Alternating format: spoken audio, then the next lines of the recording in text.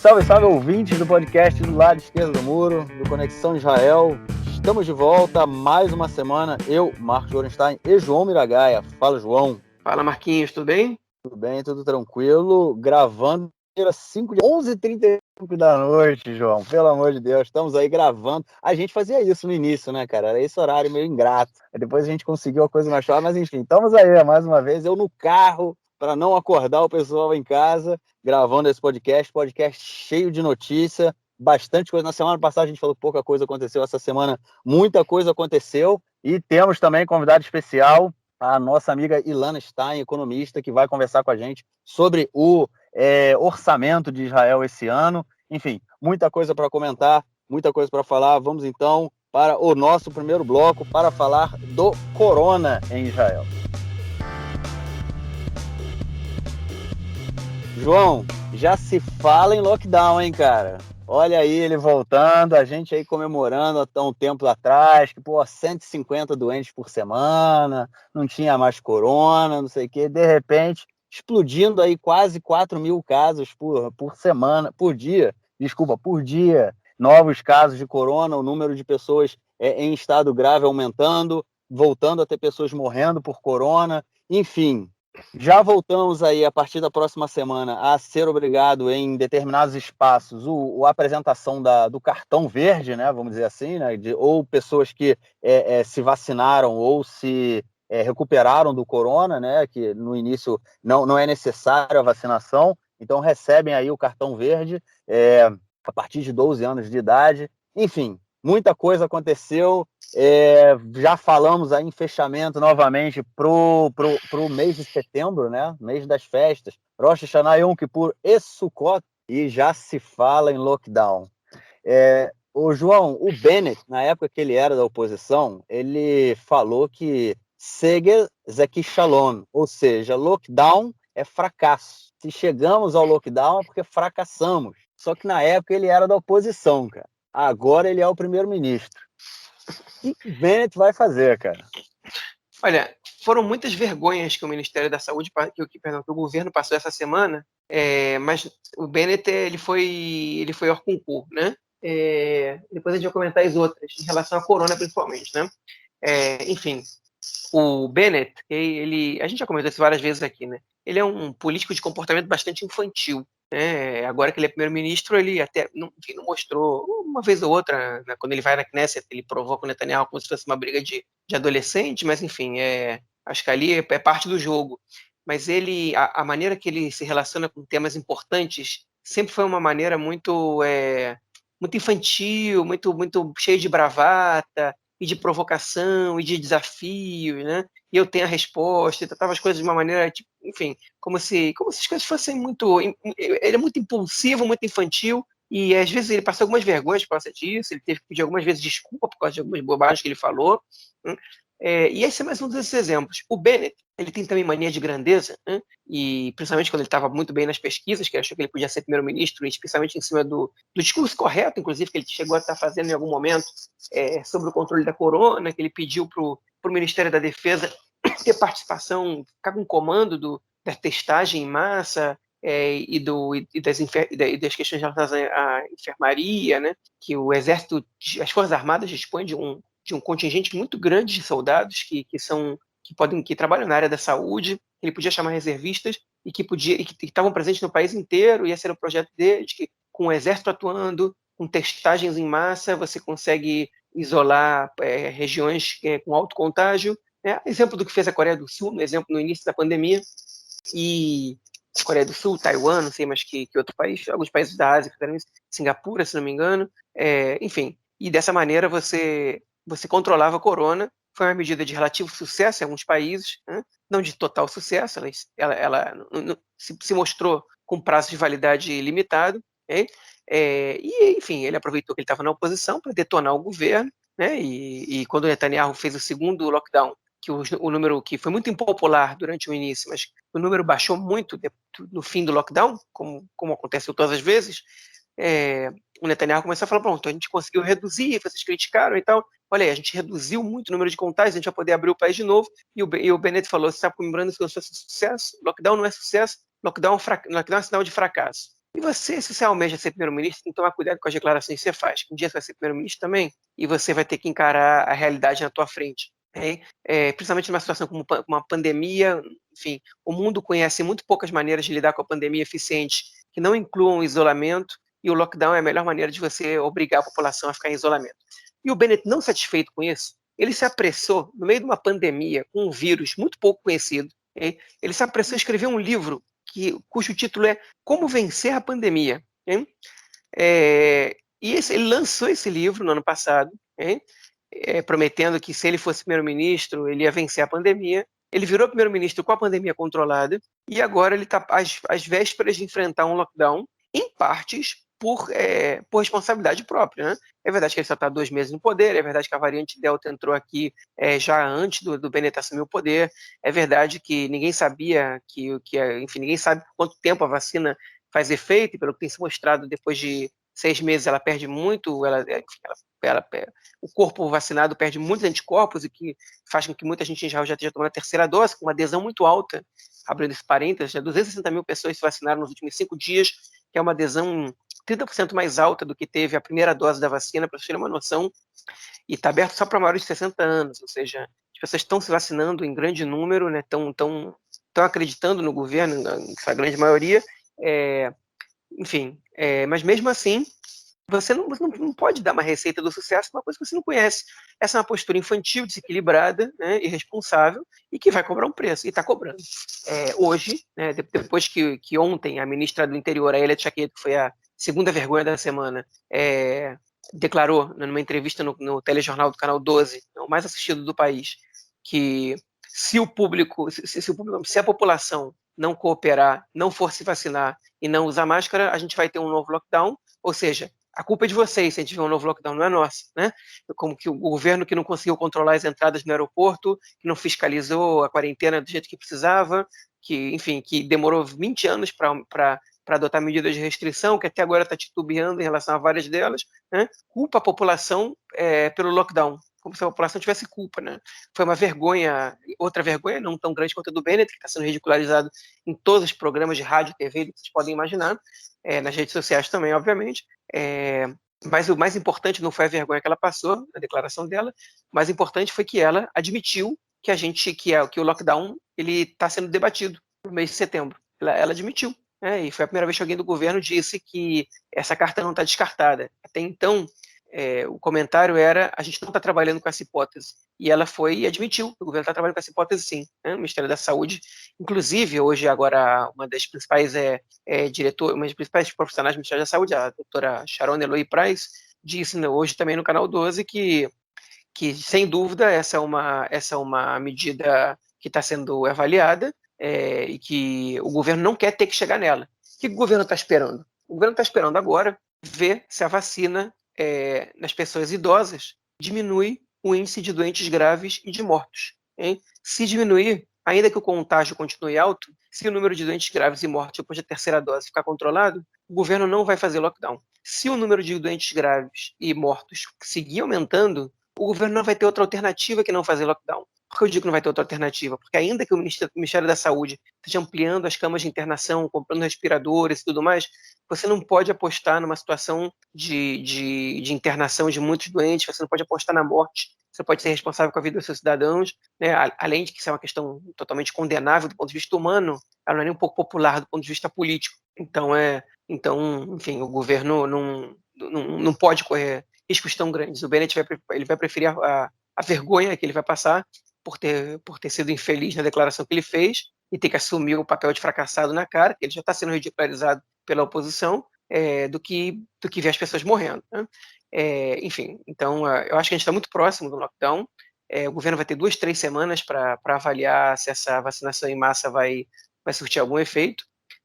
Se não, lá 1º de setembro, que é o dia que começa o ano letivo, muito provavelmente o ano letivo não vai começar. O que não é tão ruim assim no mês de setembro, porque já são vários dias sem aula por causa das festas. Então, enfim.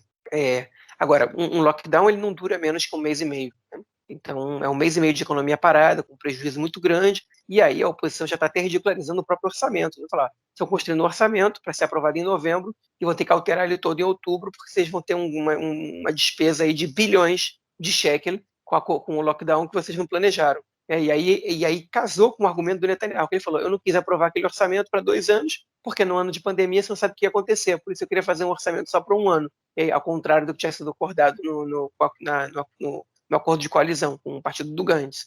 Óbvio, a gente sabe que foi desculpa do Netanyahu, mas enfim, agora o argumento dele acaba fazendo sentido frente à crítica que ele tem a fazer ao governo atual. E, enfim, hoje nas avaliações, nas pesquisas que saíram, o Bennett está sendo muito mal avaliado, o governo está sendo muito mal avaliado em relação ao controle da pandemia, não muito mal, mas está sendo mal avaliado, e o Bennett tem, enfim, na pesquisa, na pergunta feita a quem cuidou melhor da pandemia, Bennett ou Netanyahu, Netanyahu tem o dobro dos votos do Bennett, e com muito desgosto eu tenho que dizer que eu concordo com os entrevistados, com todos os erros, e foram muitos e foram graves, cometidos pelo Netanyahu no controle da pandemia, ele foi melhor que o Bennett, pelo menos avaliar pelos 2 primeiros meses de cada um. Isso certamente. Né? Enfim, e a terceira vergonha ficou por conta de dois ministros muito importantes do governo, né? O primeiro-ministro substituto e ministro do exterior, Yair Lapid, e o ministro das Finanças, Avigdor Lieberman, os dois, que essa semana foi descoberto que nenhum dos dois participa das reuniões do gabinete da Corona. Os dois não participam, outra vez eu vou repetir, não participam das reuniões do gabinete da Corona. Um gabinete que é reduzido a gente, enfim, a pessoas que são partes interessadas e importantes desse debate, conta com profissionais e poucos políticos. Por exemplo, a ministra dos Transportes, Merav Mihaeli, do Partido Trabalhista, ela só é convocada para participar no momento que se fala sobre transporte no gabinete da Corona. Uma ministra importante, uma líder de um partido, ela não é membro do gabinete da Corona. Enquanto o Yair Lapid e o Avigdor Lieberman, eles são membros por lei do gabinete da Corona. Né? Enfim, eles têm que estar presentes nessas reuniões.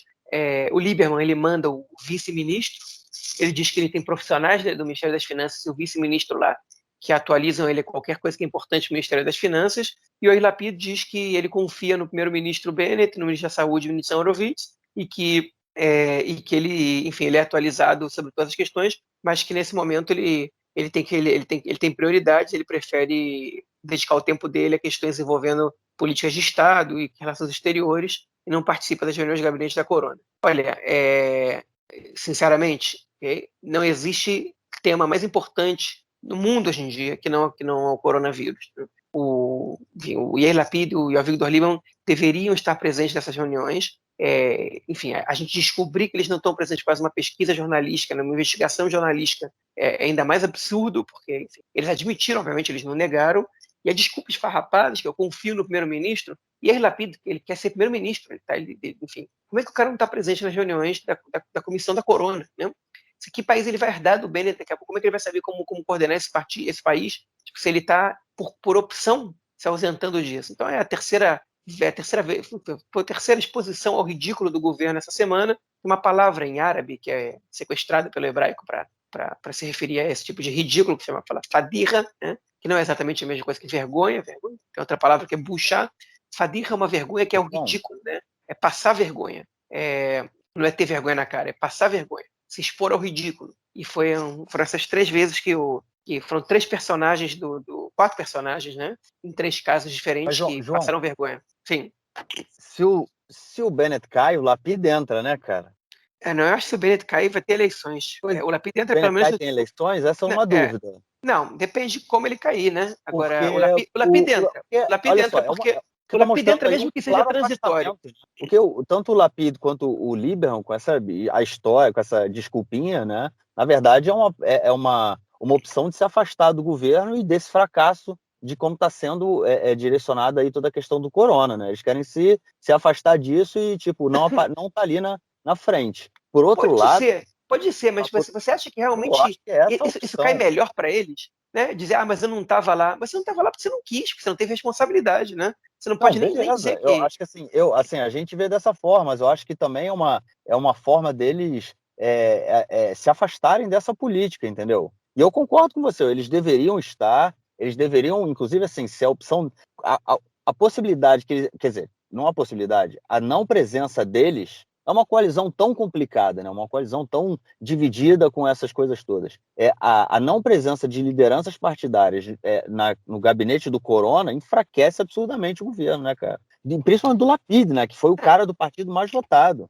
Tipo, tá lá. Você fica à mercê, lamentavelmente falando, né, de opiniões como a da Ifat Chacha Biton, que é praticamente uma negacionista da corona, Isso, né, exatamente. ali dentro do gabinete, falando o que ela quer, e sem que você possa colocar um contraponto razoável de alguém com voz para poder silenciar uma ministra importante, porque ela tem um ministério muito importante, é o Ministério da Educação, não é qualquer coisa.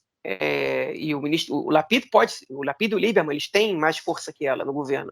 E eles se ausentam de estar ali dessa discussão, né? Então, sim, ela pode ser, se essa for a tentativa, o Lieberman eu até acho que, enfim, segundo o Chaim Levinson, o Lieberman, ele nunca participou de reuniões muito longas, ele não tem saco, né? O que também é ridículo entre nós. Claro. Mas o Lieberman você tem, mas ele acha que isso do Lieberman é mais genuíno. Ele não vai porque ele não tem saco, e porque também, vamos dizer a verdade, essa semana inteira o Lieberman estava torrando o cérebro dele com orçamento, né?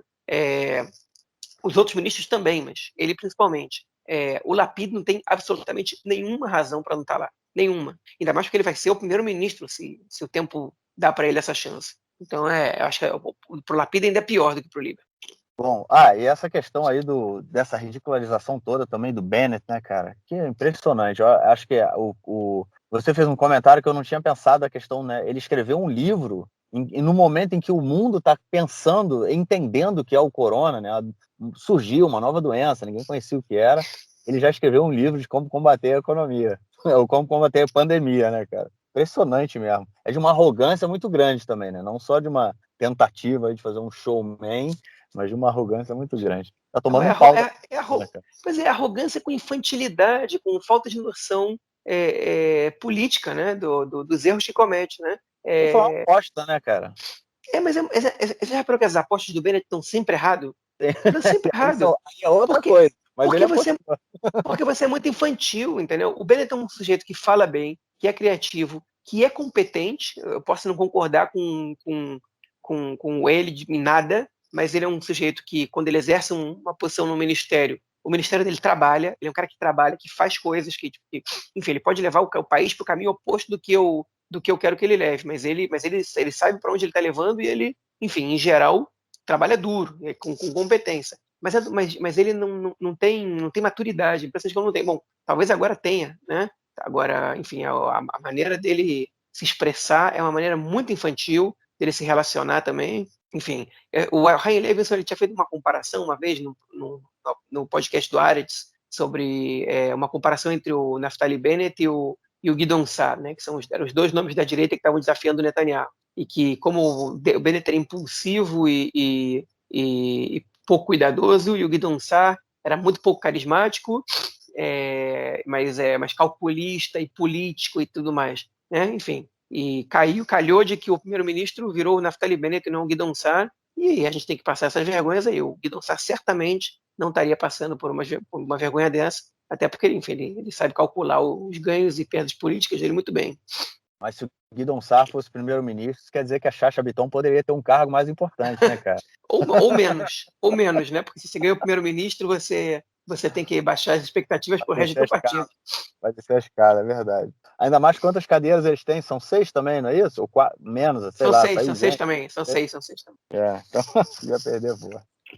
Bom, é isso. Vamos então para o nosso próximo bloco, para a gente falar aí. Eu ia falar questões externas, mas eu acho que tem questões internas também. Enfim, Irã, Líbano e Palestina.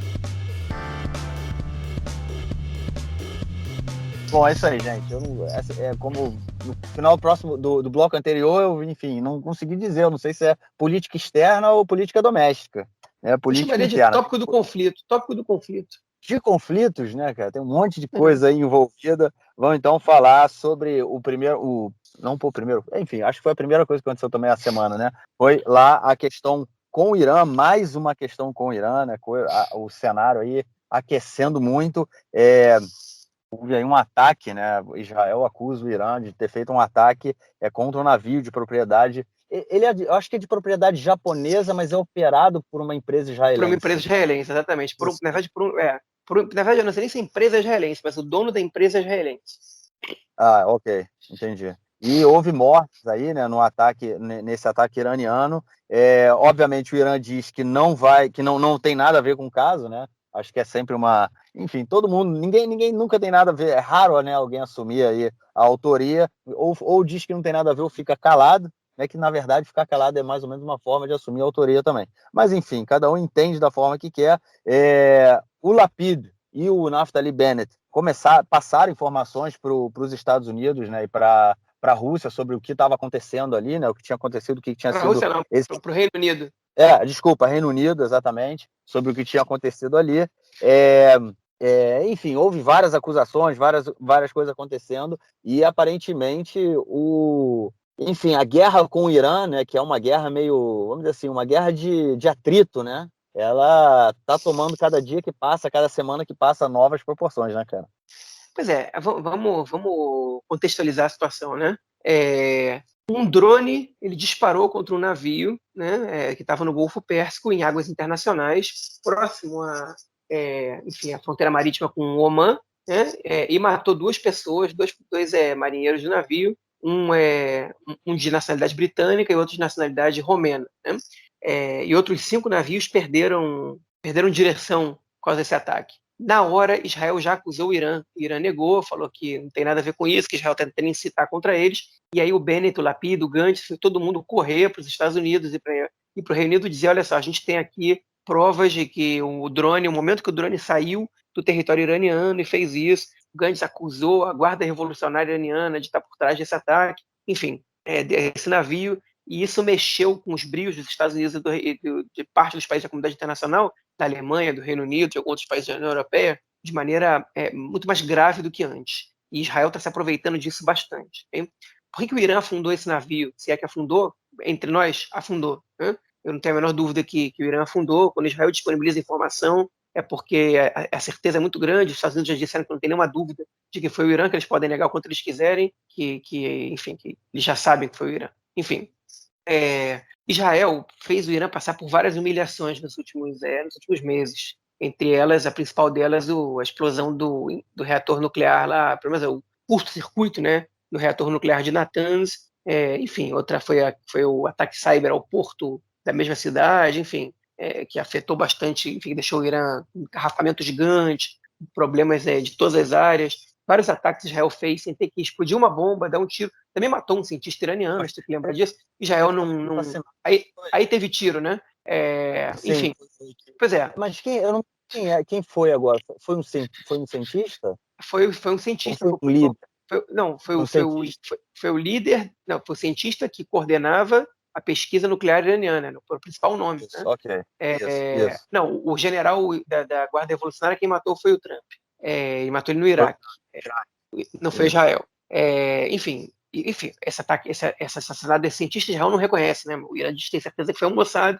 Entre nós, foi um Mossad. Teve um jornalista, qual Alon, ou tem um vozeirão, assim, sabe quem é, cara? Tem a voz, cara. Do canal 13, Alon David. Alon David. Um dia eu tava no restaurante, cara, e aí eu saí do restaurante e ele tava sentado no jardim, assim, né? Sentado ali com a família. Aí ele pediu uma cerveja, cara. Eu não vi, né? Eu tava passando assim, já tinha passado por ele, na verdade. Quando ele falou, a voz dele, que é uma coisa tão marcante, né, cara? Uma voz forte. Eu falei, caralho, eu olhei para trás e vi que era ele, cara. Porra, com essa voz não tem como não reconhecer. E ele fez uma reportagem muito boa sobre como foi esse assassinato, é uma coisa assim espetacular, tipo, né, os caras não pegaram um carro, colocaram uma metralhadora num carro, camuflada, né? E foi tudo por controle remoto. Eles sabiam da rotina do cara, na hora que ele passou, a metralhadora disparou. Foi assim. Pois é.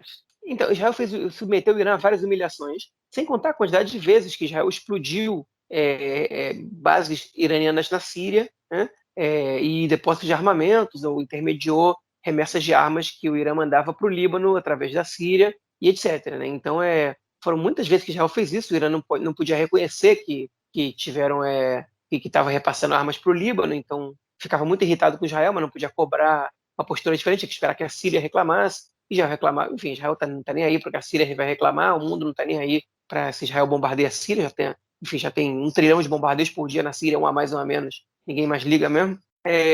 E essas humilhações elas foram crescendo e crescendo, e o Irã ele optou há poucos meses por uma vingança que é a explosão de navios civis, né? enfim, em alto mar, em águas internacionais. Obviamente que eles não admitem que eles fizeram isso, mas eles estão fazendo, e que é para causar insegurança às embarcações civis israelenses, né, e de alguma maneira afetar Israel. Obviamente que a passagem de armas para o Hezbollah continua acontecendo, só que o Hezbollah, frente à crise que está acontecendo no Líbano agora, não está nem um pouco interessado em se meter num conflito militar com Israel, porque, enfim, o Hezbollah é parte do governo no Líbano, o Líbano está numa crise econômica gigantesca enfim, as críticas caem ao Hezbollah também. Eles não querem agora se meter num conflito armado com Israel. Pelo menos essa é a avaliação que o sistema de defesa israelense tem, enfim, e por aí vai. E esse ataque esse cargueiro, esse navio, sei lá o que é exatamente, mas enfim, esse navio que estava no Golfo Pérsico, ele pegou muito mal, foi um erro estratégico do Irã muito grande, bem na semana que o novo presidente do Irã está sendo empossado, pegou muito mal, incitou os ânimos, né? Enfim, os Estados Unidos, tem algumas informações disseram que os Estados Unidos chegaram a trabalhar a possibilidade de coordenar um ataque junto com Israel ao Irã, né? O que eu acho difícil acontecer no início do governo Biden, mas o Irã está negociando agora, enfim, o fim das sanções e negociações estão em andamento para o controle da produção enfim, uma liberdade de produção de energia nuclear, com eles se comprometendo que não querem produzir bombas nucleares. E esse ataque ele não só pode atrapalhar tudo, como ele pode criar um antagonismo maior ainda, e uma outra bola fora pode comprometer realmente militarmente o Irã, né? O Bennett ameaçou, disse que Israel quer agir junto com os países, com as potências ocidentais, e se tiver que agir sozinho, pelos seus interesses, vai agir também. E, pelo jeito, né, o Amos Sarel, que é um jornalista especialista em conflito do Haaretz, ele apurou que o governo está interessado nessa guerra. Acho que esse momento é adequado, acho que Israel tem apoio, está interessado nessa guerra, mas a sociedade israelense e as Forças Armadas não estão tanto assim, né? O Irã ameaçou Israel, falou que um ataque sionista vai chover foguetes sobre Israel inteiro. Enfim, uma ameaça. Eles podem fazer isso realmente, de fato. Eu não sei se isso faria com que o Irã ganhasse a guerra, não sei, enfim, quem ia sair pior numa situação dessas, mas, enfim, eu acho que você optar por uma guerra desse tamanho agora é bastante complicado, né? É um risco muito alto para os dois lados. Eu duvido que o governo israelense de 61 cadeiras opte por uma guerra, mas é um fato que o Irã errou, e errou feio aí, e as consequências disso a gente vai conhecer depois, né? Pode ser que não aconteça nada, pode ser que o caso se acalme, e pode ser que a gente tenha uma escalada de violência aí, né? Mas o que o governo israelense quer é conseguir o comprometimento dos Estados Unidos, e num caso de que realmente tiver uma guerra iminente entre Israel e o Irã, aí o Bennett vai ter que convencer o Likud a entrar para o governo para apoiar essa operação que não seria, enfim, que precisa, né, de uma união nacional muito grande. Então, você não pode ter um governo de 61 cadeiras para fazer uma guerra contra o Irã. Você precisa ter um apoio maciço, político, da sociedade e tudo mais. E eu acho que a gente não está num bom momento para isso agora. Eu acho que o que não tem dúvida é que vamos dizer assim, no outro plano, no plano cibernético, né, a guerra não para, né? Não para, e eu acho que pode haver, inclusive, um encrudecimento da guerra nesse campo aí. Pode ser, entendeu? Talvez não necessariamente um ataque direto, enfim, não, um ataque militar com bombas e tudo mais, mas enfim, um ataque cibernético não, eu acho que se Israel tivesse possibilidade de entrar mais fundo ainda no sistema nuclear iraniano, nas usinas, nos computadores da usina, vai entrar e destruir tudo. Se não entrou até agora, é porque eu acho que não tem como, não conseguiu ainda. Mas óbvio que tenta, né? Então, eu acho que nesse campo aí, sem sombra de dúvida, vai aumentar. E teve também um sequestro de um outro navio, se eu não me engano, no caso, não era ligado a Israel, mas eu acho que houve o sequestro de um outro navio também na região, está causando ali um monte de navio dos Emirados Árabes, se eu não me engano, que foi sequestrado. Enfim, o Oriente Médio, bom, enfim, não dá para dizer que também, mais uma vez, esquentando, né? Porque está sempre quente também, né? Outra região do mundo que está sempre quente. Bom, e o outro tema aí da semana, ele tem a ver também com o nosso vizinho aqui de cima, o Líbano. 3 foguetes caíram vindos do Líbano para aqui no norte do país, ontem, né? Foi ontem, pela manhã. E, enfim, o Líbano numa crise gigante, uma crise econômica, uma crise política. O primeiro-ministro, esqueci o nome dele agora, qual é o nome dele? Esqueci, enfim, vou procurar. Ele renunciou ao cargo recentemente, né? E a gente tem um governo aí que inclui inclui partidos cristãos, né? Partidos maronitas, inclui o Hezbollah, enfim, muito como o governo, não, enfim, não dá para comparar, dizer que é como o governo daqui, né? Só no sentido de ser aí também um saco de gatos, muita coisa envolvida, e o Irã, né? Que pode estar também aí de alguma certa forma dando uma pressão. E mistura também com a Palestina, né, João? Mistura também com o Hamas, mistura também com a luta dos palestinos aqui, dos nossos vizinhos, enfim, tudo junto e misturado, né, cara? Mas a chuva de foguetes, espero que você falou que o Irã disse que pode cair uma chuva de foguetes, ele pode estar se referindo também a um apoio, né, do Hezbollah aqui no nosso norte. E aí, cara, quem jogou esse míssil para cá? Foram forças palestinas ali ligadas ao Hamas, mas, enfim, grupos que são ligados ao Hamas, mas não são o Hamas, que estão ali no sul do Líbano, que dispararam esses foguetes. Mas essa é a apuração do Tzahal, né, das Forças de Defesa de Israel. Obviamente que em acordo com, enfim, autorizados pelo Hezbollah, provavelmente usando armamentos que chegaram do Irã, né? Provavelmente foi uma resposta enfim, às ações israelenses, às declarações israelenses contra o Irã, né? Olha só, a gente vai colocar mais instabilidade aí, mas obviamente que o Irã não suja as mãos, eles preferem fazer com que os outros façam isso. E respondeu com mais de 100 tiros de artilharia, né?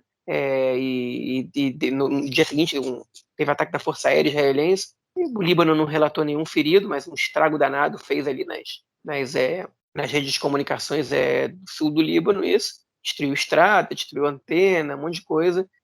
Que segundo o exército de Israel, isso serve ao Hezbollah e a grupos terroristas, e enfim, não foi o primeiro ataque que a gente viu. Há pouco tempo atrás teve tentativa de invasão, né, do sul do Líbano ao norte de Israel, mas esses ataques provavelmente vieram dali. Por sorte não teve nenhum ferido dos dois lados, mas enfim, uma extensão, essa é uma extensão da briga de Israel com o Irã, né? Não é nada, enfim, não é nada de novo.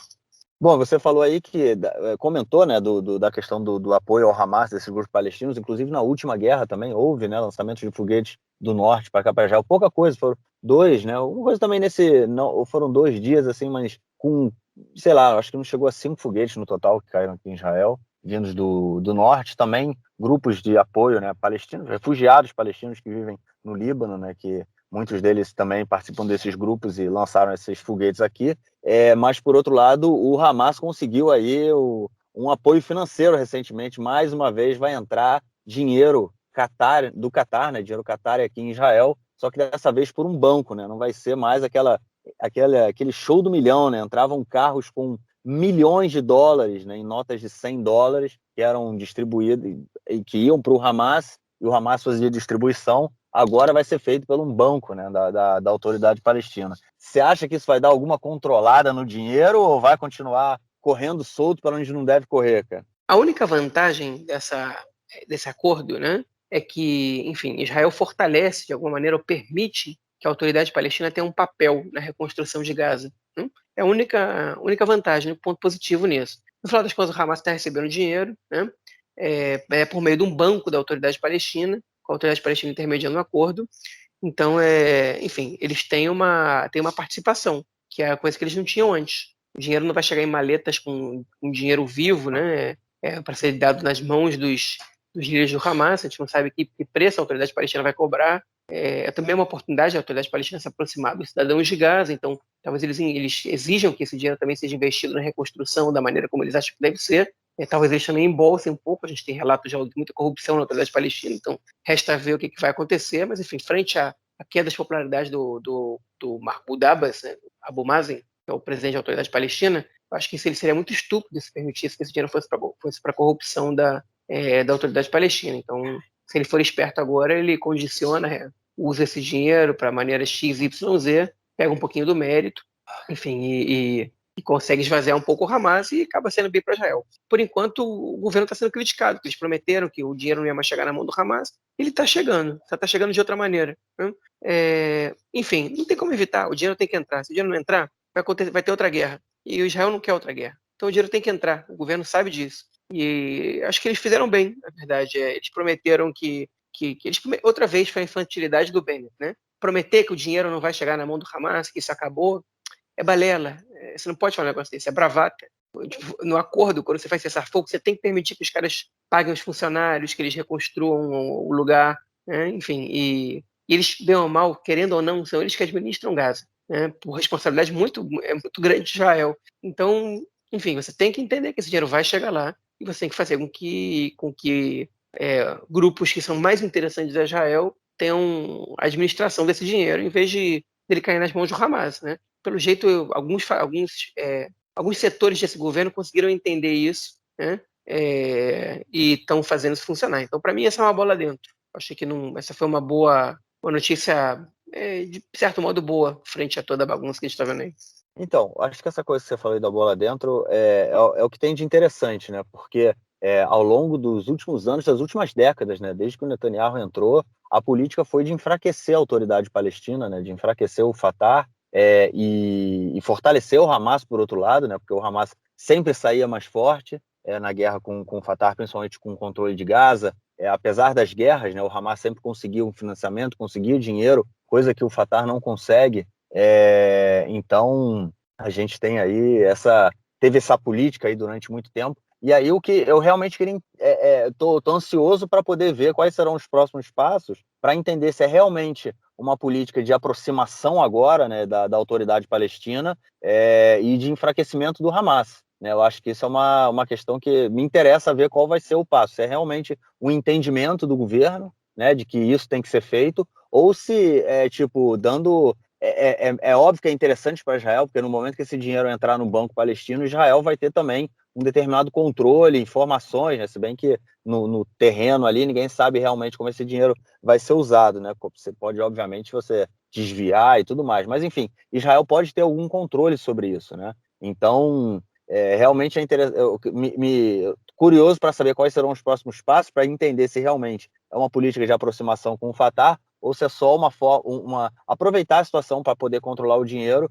e continuar ainda enfraquecendo, né, o Fatah aqui na Cisjordânia. E a gente tem que entender também que, mesmo sendo aí tendo ou não um controle israelense, passando por um banco, tem um controle da autoridade palestina, mas o dinheiro chega em Gaza, né, que é controlado pelo Hamas. Então, se a autoridade palestina também promover manter, né, na distribuição do dinheiro uma forma de manter essa política de conflito com o Hamas, pode ser que que nada de bom saia disso aí, né, no sentido interno ali, né. Mas vamos ver o que tem pela frente. E a última notícia desse bloco, ela tem a ver com também o conflito palestino-israelense. A gente comentou lá no período da guerra que uma das questões era o bairro de Sheikh Jarrah, em Jerusalém Oriental, porque tem famílias, né, que sendo expulsas, né, de suas casas, fazendo aí uma rápida lembrança de como isso funciona. Depois que Israel conquista a Jerusalém Oriental e anexa a região, né, ao Estado, os judeus que viviam naquela região e fugiram ou foram expulsos na época da guerra, em 1948, eles processaram o Estado, né, entraram com processos para que eles pudessem reaver as suas propriedades, né? Só que no momento em que da guerra em 48, todas as propriedades dos judeus elas passaram para o controle do governo jordaniano, que colocou pessoas dentro dessas casas, né? O que mesmo aconteceu também com as casas dos palestinos, né? Que foram expulsos ou fugiram daqui no mesmo período, e pessoas passaram a morar nessas casas, só que os judeus que eram os donos, né, daquelas casas, eles passaram a pedir, né, a entrar com processo para reaver a propriedade. ONGs também, né, que apoiam, né, movimentos de colonos, também fazem esse mesmo pedido, e o que gera, né, muitas vezes, quando tem a decisão da justiça pela devolução da propriedade, gera aí a expulsão de famílias que já vivem nessas casas, muitas vezes aí por décadas, né, 50 anos, ou quase isso. E o interessante toda essa história, né, que os árabes eles não podem processar o Estado de Israel para reaver as suas casas onde eles viviam em Jerusalém Ocidental, pelo menos, né, e em todo o território israelense, no caso. Mas, enfim, é uma lei que ela é oferecida, ela é permitida aos judeus, né, mas não é permitida à população árabe processar o Estado para reaver as suas propriedades. Mas, João, O, ao que tudo indica, aí o Bagatz, né, aprovou, quer dizer, decidiu, né, sobre o que fazer com a propriedade que estava sendo reivindicada, né, pelos judeus, mas, na verdade, em determinada instância, decidiu por não decidir, né, cara? Na verdade, o que a Suprema Corte fez foi recomendar um acordo, né? E que não foi aceito por um dos lados, que é o lado dos palestinos, né? Enfim, qual foi o acordo que eles prometeram? Né? As propriedades de terras, as terras onde vivem essas 4 famílias palestinas, elas pertencem a uma organização ligada à direita colonialista judaica, né? Sionista, chamada, se não me engano, Nahalal Shimon, né? Uma vez que eles chamam esse bairro de Shimon HaTzadik, que é, enfim, Simão o Justo, que, enfim, não é exatamente um profeta, um nome importante das tradições judaicas na época bíblica, né? Enfim, Ele está enterrado lá, né? Ele está que ele enterrado ali. supostamente está enterrado ali, né, em Sheikh Jarrah. Enfim, essas famílias palestinas, vale sempre lembrar que eram famílias que moravam em território, enfim, algum território evacuado durante a Guerra dos 6 Dias, perdão, durante a Guerra de Independência, a Guerra de 48, expulsos ou saídos por conta própria de suas casas, e que, quando foram parar na Cisjordânia, no caso que era controlada pela Jordânia, que assentou esses refugiados onde deu para assentar. Alguns foram para campos de refugiados e parte deles foram para bairros fundados em Jerusalém Oriental, como, por exemplo, Sheikh Jarrah, nos anos 50. Então, se esse território era privado de famílias judaicas, enfim, se não tinha dono, ninguém sabia, ninguém se importava, uma vez que Israel aprovou uma lei que dava, enfim, que fazia com que os palestinos donos de propriedades diante da Guerra de 48, que propriedades que estão dentro desse lado do muro, né, da linha verde, perdessem direito a essas propriedades, elas fossem incorporadas à terra do Estado, que depois arrendou para famílias e tudo mais. Então, os palestinos não têm o direito de reivindicar essas casas, de acordo com a lei israelense, e a lei israelense deu para os israelenses, que eram donos dessas propriedades, pelo menos em Jerusalém Oriental, que é um território que Israel anexou e declarou soberania, o direito de requerer essas propriedades. E aí começou a confusão. O que a Suprema Corte, depois de avaliar a situação, ofereceu? Que esses moradores palestinos recebam o status de moradores protegidos, okay? Que eles não possam ser, enfim, que eles não possam ser expulsos das suas casas pelo proprietário, que isso garanta para eles muitos anos ainda vivendo nesse lugar, embora eles não afirmassem quantos, é parte do acordo que tem que ser estabelecido. Para isso, eles teriam que pagar um aluguel simbólico e reconhecer a propriedade da organização Nahalal Shimon. Os palestinos recusaram essa proposta, disseram que eles jamais vão reconhecer essa propriedade. O problema deles não foi nem pagar o aluguel simbólico, foi reconhecer que o terreno era de propriedade dessa organização. Okay? E, enfim, Israel pediu ajuda à Secretaria de Estado dos Estados Unidos para convencer os palestinos a aceitar os termos desse acordo. Okay? Enfim, os advogados dos palestinos, dessas famílias palestinas, disseram que de jeito nenhum vão aceitar. Eles têm vários depoimentos mostrando que, enfim, que dando razão a eles por parte de autoridades judiciais israelenses, jurisprudências em outros casos, enfim, eles não estão dispostos a desistir dessa briga. Essa não foi uma determinação judicial da Suprema Corte, essa foi uma proposta de acordo, mas que já indica que, se os palestinos recusarem essa proposta, o caso vai a plenário da Suprema Corte e tem grandes chances da Suprema Corte tomar uma decisão que vai contrariar os interesses palestinos. Então, eles têm mais a perder do que qualquer outra coisa, embora totalmente legítimo que eles não aceitem esse acordo. Na minha opinião, é até correto, eu não aceitaria esse acordo. Vale lembrar também que essas famílias, o que acontecer nesse caso vai servir de jurisprudência para o caso de outras 9 famílias do mesmo bairro, pelo menos 9 famílias que a gente tem, e que a gente sabe, que a gente tem conhecimento até agora. Enfim, essa é a novidade dessa semana.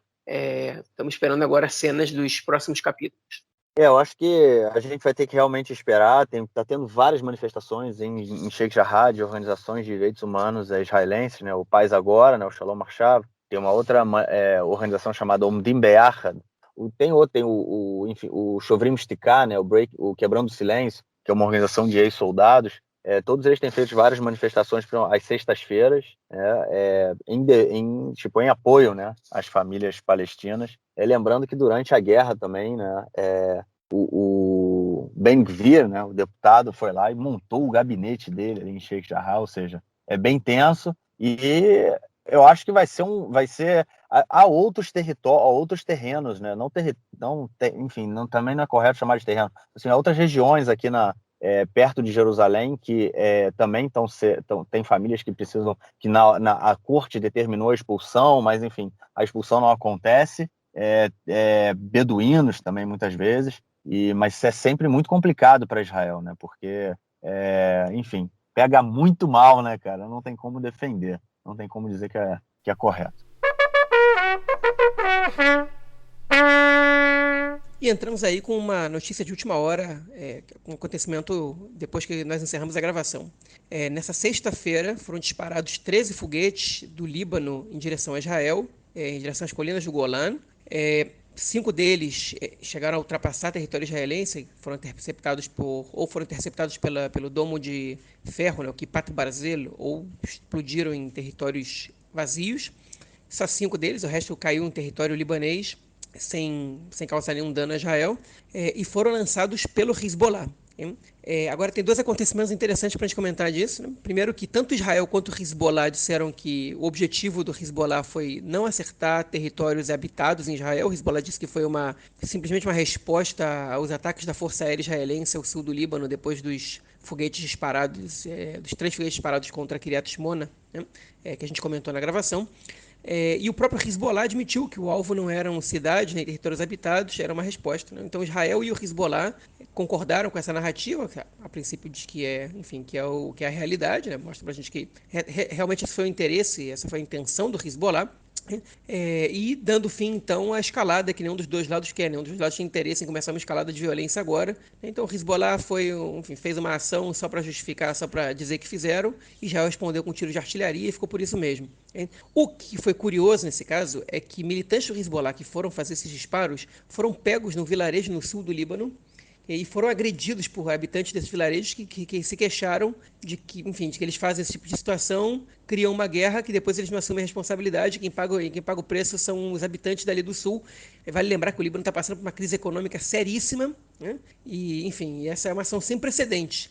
Ao que tudo indica, esse vilarejo do sul do Líbano, onde isso aconteceu, é um vilarejo habitado majoritariamente por drusos, enfim, que não são muçulmanos, ou seja, a identificação deles com o Hezbollah, muito menos xiitas, né, é menor do que a de outros grupos muçulmanos, especialmente xiitas, enfim, que é mais razoável, né, que essa reação negativa ao Hezbollah aconteça com uma população não muçulmana. O curioso mesmo é essa reação violenta, essa reação de qualquer maneira, já que o Hezbollah, como a gente sabe, quem acompanha o Líbano, enfim, tem mais força que o próprio exército libanês, né? Decide militarmente sobre o Líbano mais que o próprio exército libanês. Enfim, ficamos por aqui nessa atualização.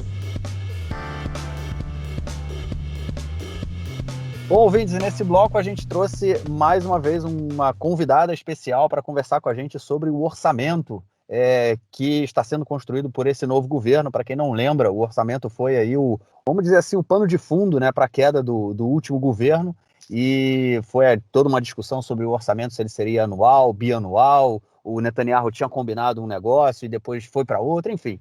Para quem ouviu, vem acompanhando a gente, sabe um pouco dessa história. E agora, mais uma vez, o orçamento agora vem sendo construído, e a gente trouxe para conversar com a gente a Ilana Stein, que ela é economista, mestre em políticas públicas pela Universidade de Jerusalém, e também trabalha no Ministério da Saúde como economista sênior do Departamento de Orçamento e do Departamento de Planejamento e Orçamento do Ministério da Saúde. João, eu vou passar a bola para você dar uma explicada aí sobre o que é o orçamento, como é que funciona a lei do orçamento, e aí depois você deixa aí a Ilana falar para a gente, contar tudo que ela sabe. Beleza. Então, rapidinho, só uma introdução. O orçamento do Estado ele é uma lei da Knesset, okay? Uma das leis mais importantes da Knesset, que é uma lei que, enfim, que se ela não recebe aprovação, né, de uma maioria simples do parlamento, o governo cai automaticamente, okay? Para vocês terem uma noção da importância da lei. Historicamente, é uma lei que tem que ser aprovada todos os anos, okay? E que há pouco tempo ele passou a ser bienal. Era uma proposta que o ex-ministro das Finanças, Yuval Steinmetz, já tinha levado no início dos anos 2010. Enfim, o Netanyahu gostou da ideia, mas não conseguiu transformar em realidade, até que essa ideia virou realidade, na teoria, no governo de união formado no ano passado, 2020, mas que na prática ela não virou realidade. Na verdade, virou realidade um ano antes, em 2018, eles conseguiram transformar em realidade, mantiveram essa proposta para 2020, mas o orçamento, como a gente sabe bem, não passou. O que é o orçamento? O orçamento é quando o Estado diz quanto dinheiro entra, quanto dinheiro eles vão gastar, né? Qual vai ser, enfim, quais vão ser as entradas, quais são os recursos do Estado financeiros, e quais vão ser os gastos, né? E para onde vai cada centavo do dinheiro público. Né?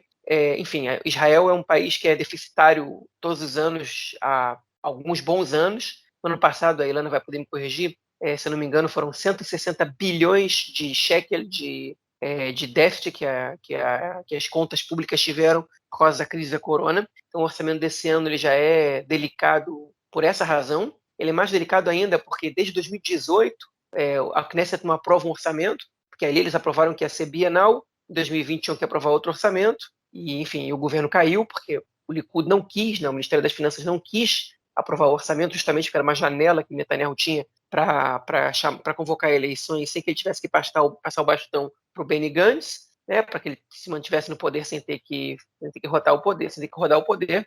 E a gente tem eleições agora e fica uma das primeiras tarefas fundamentais, talvez a tarefa principal desse governo no primeiro ano, seja aprovar esse orçamento bienal, que vai valer para 2021, ainda que ele vai ser aprovado só em novembro de 2022. Né? Então vai ser um orçamento de um ano e alguns poucos meses, né? Vai valer, sei lá, até março de 2023. Enfim, o orçamento ele já foi apresentado, a gente vai comentar sobre a proposta que foi apresentada aqui agora. Ele passou numa votação interna no governo e ele vai ser levado para a Knesset para ser votado em novembro. Ele pode passar por transformações ainda, ele deve passar por transformações ainda, porque, enfim, ele ainda não terminou de agradar todo mundo. Vale sempre lembrar que esse é um governo de 61 membros, ou seja, um governo que qualquer voto contrário pode ser muito problemático. E outra vez eu lembro, um voto contrário ao orçamento pode acarretar na queda do governo. Então, o governo precisa ter essa maioria simples de deputados, precisa convencer que membros da oposição votem contra o orçamento, ou votem a favor do orçamento, ou pelo menos se abstenham, ou tem que convencer que todos os membros do governo votem a favor, e para isso eles vão ter que agradar a muitos ministérios. Esse governo tem muitos ministérios, divididos por muitos partidos. Tem um partido que não tem nenhum ministério, mas que já está de olho numa fatia desse bolo, que é o RAM, e aí, enfim, é uma situação bastante complexa. Né? Só por fim, para a gente terminar essa introduçãozinha e poder passar a bola para a Ilana, junto do orçamento é aprovada uma lei chamada Hok HaEsderim, que é a lei da organização, da ordenação das coisas, um termo de difícil tradução, né? Que é uma lei a partir da qual se juntam é uma lei dos anos 80, quando Israel passou um pacote financeiro com muitos cortes, que inclusive foi dentro desse pacote que a moeda que até hoje corre em Israel, o shekel hadash, o novo shekel foi aprovado. O governo teve que fazer cortes em muitas áreas, e para ele não ter o risco de ter ponto a ponto votado na Knesset, ele aprovou todas essas mudanças polêmicas em uma votação só, que é essa Hok HaEsderim, essa lei da organização, e tem pontos ali que não tem absolutamente nada a ver com orçamento, ou muito pouco a ver com orçamento, mas que o governo mete nesse pacote todo para ser votado junto do orçamento, e o governo sabe que, enfim, em geral, quando a proposta de orçamento é levada a cabo, é colocada em votação, é porque ela vai passar. Então a lei do Hok HaEsderim vai junto. Dentro do Hok HaEsderim, por exemplo, está a lei da reforma da Kashrut, que a gente comentou há 2 episódios. 2 episódios. Quando o Nelson participou aqui, quando o Marquinhos não pôde estar, que é tocada pelo ministro das Religiões, que não quis passar essa reforma como uma proposta de lei própria. Ele quis metê-la dentro do Hok HaEsderim, porque ele sabia que era uma lei bastante polêmica e que ele possivelmente não ia contar com a maioria. E junto dessa mesma lei tem várias outras, hein? Enfim, é um saco de gatos que o governo passa para que o orçamento passe. Eles não podem colocar qualquer lei no Hok HaEsderim, né? Porque senão eles podem perder o apoio do próprio governo. Então eles não colocam as leis super, ultra polêmicas que têm rachas internas. Eles simplesmente acertam algumas coisas antes para colocar no Hok HaEsderim e o governo passa a proposta junto. Enfim, então, pelo jeito, a reforma da Kashrut, ela não era a proposta mais popular, mas vai entrar no Hok HaEsderim para não correr riscos de não ser aprovada. Enfim, agora eu vou passar a bola para a Ilana, para ela comentar um pouco com a gente sobre algumas histórias de como é que o orçamento é preparado, como é que o Ministério é consultado, e para tocar alguns pontos específicos, com especial ênfase no Ministério da Saúde, que conseguiu um ganho bastante razoável, enfim, nesse projeto de orçamento que a gente já viu. Perfeito. Bom, então, primeiro, obrigada, João, obrigada, Marquinhos, pelo convite. Acho que é um tema super importante aí que a gente vai poder discutir hoje. Dado essa explicação geral assim do João, eu proponho que então eu comece falando um pouco sobre como é o processo de construção do orçamento, né? Como isso acontece, como é a interface do Ministério da Fazenda com os outros ministérios, como ele é construído. Depois a gente falar um pouquinho sobre quais foram os highlights desse orçamento em específico, né? O que alguns dos ministérios conseguiram, algumas das principais coisas que os ministérios conseguiram. Falar um pouco sobre as reformas da Roca Esderim, como o João já comentou, né? Mas agora entrando um pouco mais a fundo nas propostas que estão em cima da mesa, e, por fim, falar o que acontece num ano sem orçamento. A gente sabe que a última discussão de orçamento foi há 3 anos atrás, então contar um pouquinho como foram esses anos em que a gente não teve um orçamento definido, e aí a gente chama de um orçamento que ele é continuado. Então vamos lá. Bom, como o João comentou, o orçamento ele é, na verdade, por um lado, uma projeção das receitas do país, né, de um governo, para que ele possa saber o quanto ele vai poder gastar e definir exatamente em que áreas ele vai querer alocar esses recursos. Então, o primeiro passo de um orçamento, da construção de um orçamento, é o Ministério das Finanças fazer uma projeção macro para saber como a economia está, quais são as previsões de receitas. Quando eu falo de receitas, basicamente eu estou falando dos impostos que o governo vai recolher. Eles fazem também uma estimativa de quanto o país pode crescer na sua dívida, e assim definir qual é o orçamento que eles têm para alocar nos gastos. Então, quando esse é o primeiro passo, o Ministério das Finanças faz lá todas as projeções deles, e eles têm um número. Esse vai ser o orçamento para aquele ano. Com base nesse número, eles começam as discussões frente aos ministérios, né? Então, os ministérios não sabem qual é esse número, cada ministério faz as suas projeções de gastos, né? Então, quando eu estou falando de gastos do governo, só para dar exemplos, a gente tem gastos que são gastos com investimentos, então grandes obras de infraestrutura, por exemplo, rodovias, obras de construção de trens, do metrô, como a gente vai falar.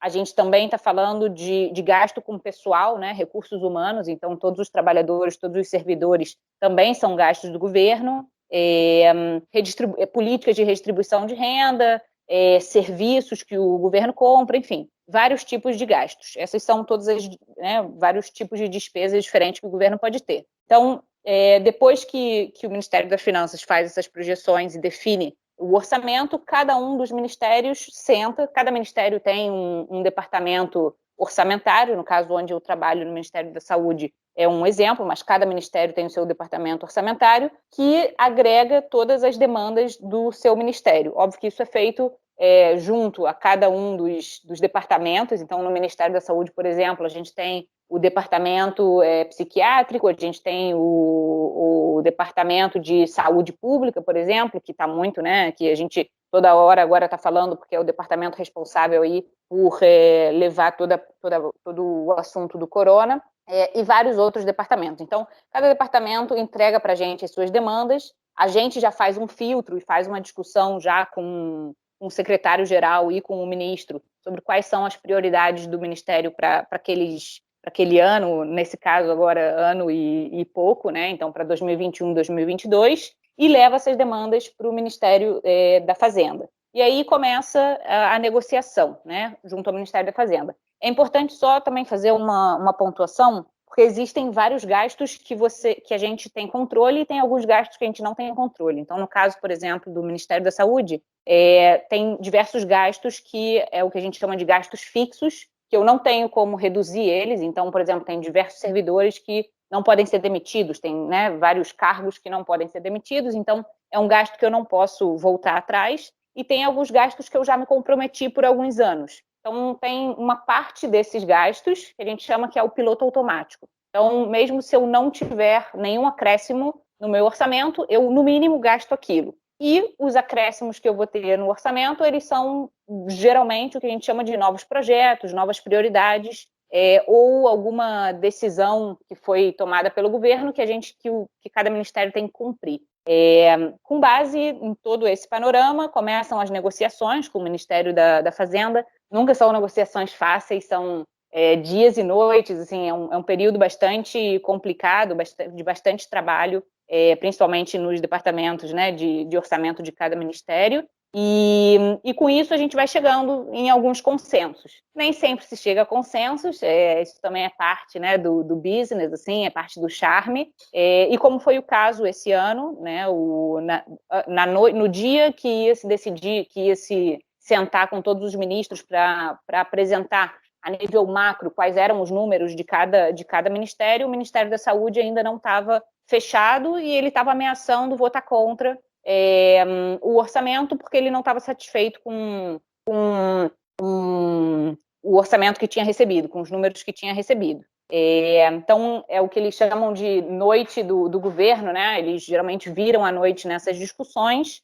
e aí falam muito que tem, né? Tem o quarto em que está tendo a reunião, e nos quartos ao redor tem várias reuniões em paralelo em que vão se fechando ali pouco a pouco o voto de cada ministro, porque você vai distribuindo ali para cada um deles um pouco mais de orçamento, fechando algumas negociações. Então, esse é basicamente, assim, a nível muito geral, é assim que as coisas funcionam. Depois que o orçamento ele é aprovado pelos ministros, ele, como o João comentou, ele vai ser votado por todo o Knesset, né? E a gente, esse ano, tem até 4 de novembro para ser aprovado. Então, agora, a partir do momento que foi aprovado por todos os ministros, cada ministério vai pegar os números que recebeu e vai começar a distribuir isso a nível mais micro, né? Fechar vários detalhes que não foram fechados nas discussões entre os ministros e nas discussões mais macros, e levar esse documento para o Knesset, apresentar cada um dos parágrafos orçamentários, e isso vai ser votado. Bom, então esse basicamente é o processo de como é construído o orçamento. Vale a pena comentar que o orçamento para os ministérios esse ano, né, na verdade no ano de 2022, ele totaliza 450 bilhões, mais ou menos, que são distribuídos entre todos os ministérios. O maior orçamento de Israel, ele é o orçamento do Ministério de Educação, seguido do Ministério de Segurança, e o terceiro é o Ministério da Saúde. Por falar em segurança, a gente, né, viu pelas notícias que uma semana antes mesmo de terem fechado as negociações, né, essa reunião dos ministros, o Ministério da Segurança já tinha feito um pacto, já tinha fechado com o ministro das Finanças o seu orçamento. É um orçamento bem robusto, com alguns acréscimos aí em relação aos últimos anos, e isso foi bastante comentado. Então, assim, alguns dos principais pontos é que o Ministério da Saúde vai direcionar bastante verbas para Tzavá, né, para o Tzal, para fazer algumas reformas. Eles vão direcionar verbas também para preparação, eles estão preparando para algumas possíveis ações do Hezbollah no norte, então eles vão proteger mais alguns prédios e moradias que ficam muito próximas das fronteiras, e isso foi bastante comentado, porque foi fechado antes de todos os outros ministérios. Talvez isso tenha um pouco a ver com o fato de tanto Bennett, quanto Lieberman, quanto Gantz terem sido ministros da segurança nos últimos anos, né? Então, tanto o atual primeiro-ministro quanto o atual ministro da Fazenda já sentaram nessa cadeira, então pode ser que eles entendam, pode ser política, pode ser que eles entendam um pouco mais as necessidades, mas o fato é que esse que é um dos principais orçamentos, foi fechado bem antes dos outros. E ele foi colocado à parte, não teve verba cortada num corte que eu vou comentar um pouquinho mais para frente, num corte horizontal de 1,5% que teve em todos os outros ministérios, para poder financiar um acréscimo que o Ministério da Saúde conseguiu. Pegando o gancho do Ministério da Saúde, que eu conheço mais de perto, o Ministério da Saúde ele começou a noite das negociações com um acréscimo de 2 bilhões, mas não estava satisfeito com isso e conseguiu, ao final da noite, um acréscimo total de 5 bilhões. Então, né, conseguiu nas negociações mais 3 bilhões para o seu orçamento. que é um assunto super importante. A gente viu nesse ano do corona como o Ministério da Saúde, né, como o sistema de saúde de Israel, por um lado, ele é super importante, super necessário, por outro, ele já estava há alguns anos um pouco, eu não diria sucateado, né, porque como a gente está, para quem escuta isso do Brasil e tem como referência o SUS, eu acho que é uma palavra forte, mas ele estava precisando de muitos investimentos já que não vinham sendo feitos há diversos anos. Então, eu acho que esse é um passo que foi super importante, é uma vitória para o Ministério, e tem muita coisa para ser feita. Alguns dos principais pontos que o ministro definiu como prioritários são, dado, né, esse background que a gente teve do corona, e é importante aqui fazer um parênteses, esse ano do corona, ele impactou muito a estabilidade financeira dos hospitais. Os hospitais aqui, eles são públicos, mas nem todos são do governo. O governo não é, ele é o provedor dos serviços, mas ele não é o dono de todos os hospitais, ele é dono de uma parte dos hospitais, mas todo mundo foi afetado pelo corona. Tiveram muito menos pessoas que foram se internar por outros motivos, em períodos específicos durante a crise, não se pôde fazer cirurgias, então tudo isso impactou muito a situação financeira dos hospitais. Então, esse ano está previsto um pacote de auxílio para os hospitais, que é muito importante. Além disso, uma questão muito, muito crítica aqui em Israel, que é a falta de mão de obra, né? A falta de médicos e principalmente enfermeiras. Então, durante a crise do corona, a pandemia, foram distribuídos vários médicos e enfermeiras pelo sistema, para os hospitais, só que o contrato deles era até junho de 2021. E depois de junho ainda não tinha sido definido, eram contratos temporários. Então, o Ministério da Saúde conseguiu orçamento para efetivar todos esses médicos e enfermeiras, para que eles fiquem aí disponíveis para melhorar os outros departamentos médicos dos hospitais. Além disso, tem alguns passos muito importantes, principalmente para o sistema hospitalar psiquiátrico. Isso é uma bandeira muito forte aí. A primeira visita do Horowitz, que é o ministro da Saúde atual, foi a um hospital psiquiátrico. Então, essa é uma bandeira que ele tem levantado bem forte. A gente tem também um orçamento inicial para a construção de um novo hospital em Beersheba. O sul do país, ele tem serviços menos, ele sofre com qualidade dos serviços médicos, então tem muita disparidade entre o que a gente chama de centro e periferia, então essa também é uma das bandeiras que Horowitz levantou, entre outros projetos que, por exemplo, o aumento da cesta de remédios que são subsidiados, tratamentos e remédios subsidiados, um aumento de 100 milhões nessa cesta e alguns outros projetos, mas dado, né, tanto esse background de alguns anos em que a gente não teve a discussão orçamentária e a pandemia no último ano, eu acho que tem vários projetos aí que ficaram engavetados e que vão ser muito importantes agora de estarem sendo, né, colocados aí em prática. Ilana, então, você sabe dizer quanto por cento do orçamento é destinado à saúde? Eu não... Bom, vamos dizer o seguinte... Hoje... Sabe dizer qual é o tamanho do orçamento da saúde? Que o orçamento geral é de... Então, o orçamento geral é de 400... basicamente, é quase 10% que é destinado para a saúde. O orçamento quase 10%? Da saúde... Ah, uau, é bastante. É bastante, sim. É bastante porque os orçamentos mais altos do Estado em 2018 eram da educação e da defesa, e cada um estava na faixa dos 11% e 12%. Né? Se são 10%, então a saúde encostou nos dois. É um aumento substancial do orçamento para a saúde. Sim, sim. Apesar de que o Ministério da Educação ele fica com 65 bilhões, mais ou menos, hoje, em 2022. O da Defesa fica em torno de 58, e aí um pouco abaixo a gente tem da saúde, mas com certeza tipo, é um número expressivo, um número bem significativo.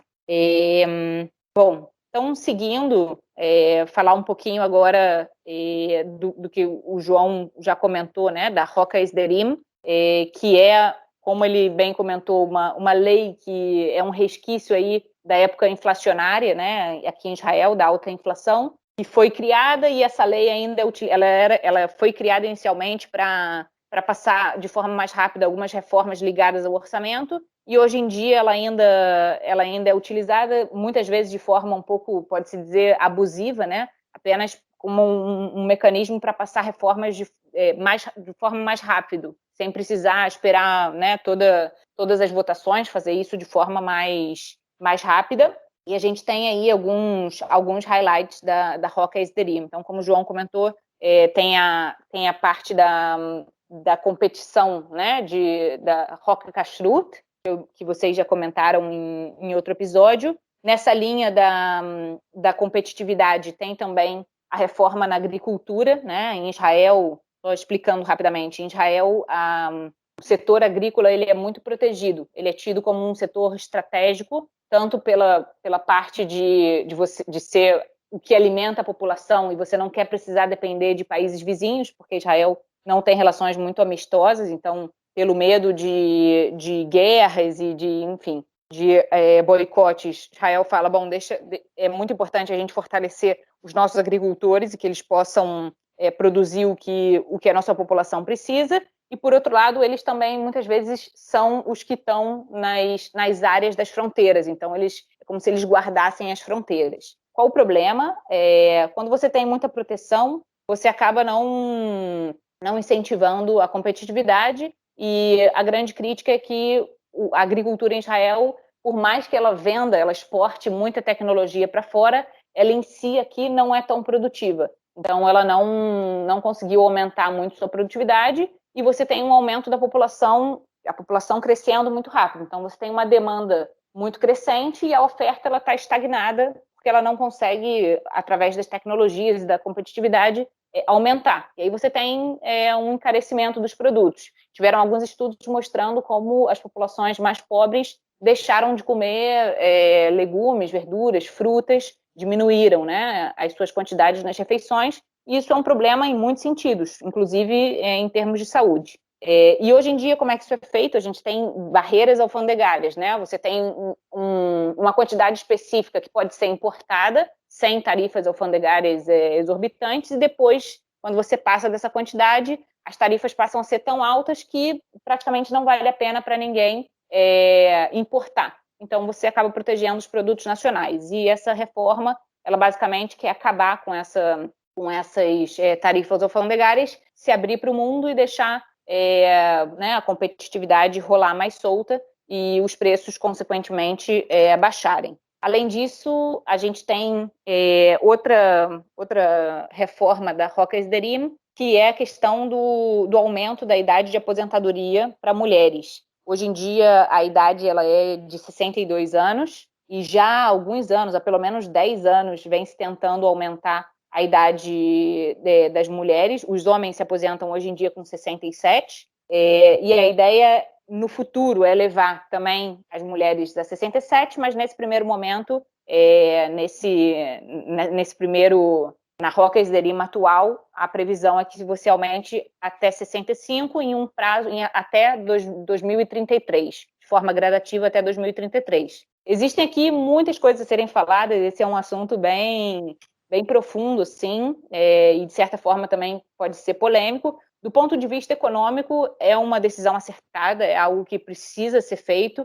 Israel tem uma das idades de aposentadoria mais baixas em relação aos países da OCDE, e é sabido que a expectativa de vida em Israel ela é uma das mais altas e ela vem crescendo a cada ano. O que isso quer dizer? Que cada pessoa ela contribui por X anos, depois ela se aposenta, e o tempo que ela continuar viva, ela vai continuar recebendo a aposentadoria. Então, quanto mais anos uma pessoa vive, mais aposentadoria ela vai receber. E a aposentadoria pública, ela, na verdade, é algo intergeracional. Então, hoje em dia, a gente que está trabalhando, né, os jovens que estão trabalhando, estão pagando pelas aposentadorias dos mais velhos, e quando a gente se aposentar, os nossos netos, nossos filhos vão estar pagando pela nossa aposentadoria. Então, é importante manter um sistema que seja equilibrado. Então, essa é uma reforma que já estava engavetada há bastante tempo e não conseguia passar. Por outro lado, existe muita crítica, porque muitas mulheres que hoje em dia trabalham em trabalhos que são muito desgastantes, ou muita gente que está fora do mercado de trabalho foi colocado fora do mercado de trabalho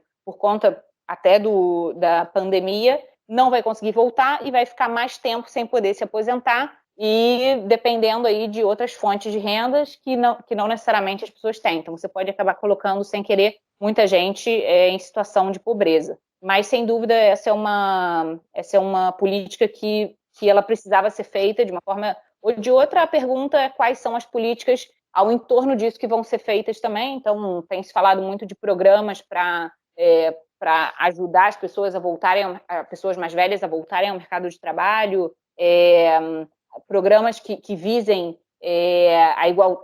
manter ou estimular a igualdade de gênero, que isso não impacte, né, a igualdade de gênero no mercado de trabalho. Além disso... Ilana, eu vou te fazer uma pergunta. O que acontece... agora, uma pergunta mais no âmbito geral, depois a gente pode debater alguns outros detalhes. Mas o que acontece num ano que a gente não aprova orçamento? Como, por exemplo, em 2020, a gente seguiu num ano que não teve orçamento. Né? O orçamento de 2018 ele foi aprovado para 2018, 2019. O que aconteceu em 2020? Como é que a gente seguia? Né? Como é que, se o governo não aprova orçamento, o que acontece? Como é que ele pode direcionar para onde vão os gastos? Bom, então, na verdade, um ano sem orçamento, da parte técnica, ele basicamente é um ano com o mesmo orçamento do último ano que foi aprovado, ajustado pela inflação. Esse é o orçamento que a gente tem. Tá? Não existe aquela parte que eu comentei que o Ministério das Finanças faz a análise macro para poder definir. Pois mas aí, por exemplo, tem guerra. Né?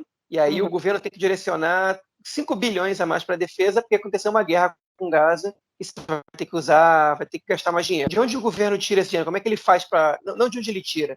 Como ele tira, ele pode fazer empréstimos, pode fazer um monte de coisa, mas ele pode acumular dívida. A pergunta é, como é que ele pode mover de um lugar para o outro dinheiro se você não tem um orçamento aprovado? Pois é, esse é um dos principais problemas, né, de não ter um orçamento aprovado. Na verdade, uma guerra ela é uma situação inesperada em qualquer ano. Então, a sua pergunta especificamente sobre a guerra ou sobre a pandemia do ano passado, ela é válida mesmo para um ano que tenha orçamento. O que acontece nesse tipo de caso é você aprovar um pacote de emergência. Então, ninguém previa que ia ter o corona em 2020, foi aprovado um orçamento X e no meio do ano, de repente, a gente precisava comprar milhares de respiradores e testes e, enfim, diversas coisas. Então, foi aprovado um pacote, que a gente chamava, né, a cesta do corona, e dali você ia tirando o orçamento, tudo que era ligado ao orçamento do corona. E assim também é para as guerras. Mas eu acho que vale a pena pegar o gancho da sua pergunta e explicar quais são os principais problemas de não ter um orçamento definido. E aí, nesse sentido, eu vejo 3 principais problemas. O primeiro é que o orçamento, ele não é só uma questão econômica, financeira de um governo. Ele é uma discussão de prioridades também. Então, quando você decide num ano dar um aumento de 5 bilhões para o Ministério da Saúde e não dá para outro ministério, você está colocando a saúde como prioridade. Então, essa para mim é o principal ponto, e é um ponto bastante importante, né? Porque a discussão ela acaba não acontecendo no âmbito político. Boa parte do poder ela acaba ficando na mão dos próprios servidores ali de cada ministério. Então, a gente na saúde sabia que o nosso orçamento em 2020 era o orçamento do ano anterior ajustado pela inflação, e aí você ali você aloca os seus recursos, mas não existe uma discussão no âmbito nacional. Outro problema é que você não consegue implementar novos projetos. E aí a gente viu durante o ano de 2020 e 2021 vários efeitos disso. Então, por exemplo, não se aprovou, não tiveram novos projetos sobre como estimular a construção de novos edifícios, né? Toda a questão da moradia, que em Israel é muito cara. E aí a gente viu o índice de preços de real estate, né? De edifícios, de propriedades explodindo. Então, muitos projetos ficaram engavetados, você não consegue implementar novos projetos que você não tem um orçamento, né? Que cresceu de forma considerável, então você acaba só mantendo o que você já fez no ano anterior com pequenos ajustes. E o terceiro problema... E tem também a questão da Comissão das Finanças, né, que ela acaba tendo muito poder desproporcional. Também. Porque a Comissão das Finanças ela tem o poder enfim, ela tem poder de deslocar, de poder repassar recursos de um lugar para o outro, se a comissão aprova e depois a proposta é votada na Knesset, né? Então, enfim, o presidente da Comissão das Finanças também tem um poder surreal na mão, porque ele pode decidir levar a votações, movimentações financeiras, que em ano que não tem orçamento, fica um poder sobrenatural na mão dele, né? Que é quase ministerial, né, nesse caso. Essa é uma das críticas que são feitas ao governo, essa coalizão nova, que é tanto a Comissão das Finanças quanto o Ministério das Finanças, eles estão nas mãos do mesmo partido, que é o partido de só 7 cadeiras, né? Que é o Israel Nossa Casa, do Avigdor Lieberman. Então, eles têm praticamente a chave dos cofres públicos todos na mão. Enfim, você tem orçamento, diminui um pouco o poder da comissão, mas aumenta o poder do ministério, né? Então, essa é uma das críticas que estão sendo feitas, mas, enfim, a habilidade do Lieberman para poder negociar esses cargos. Exatamente.